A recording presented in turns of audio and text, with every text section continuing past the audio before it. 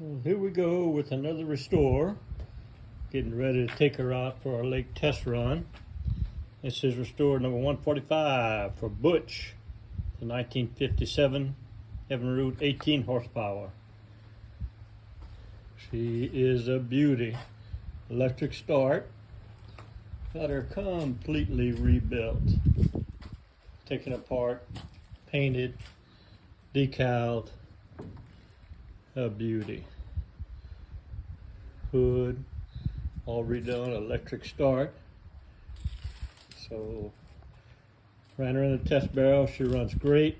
About to take her out on the lake on this beautiful Sunday afternoon and see what she'll do on the Toledo Bend Lake. Everybody's ready. Here we go.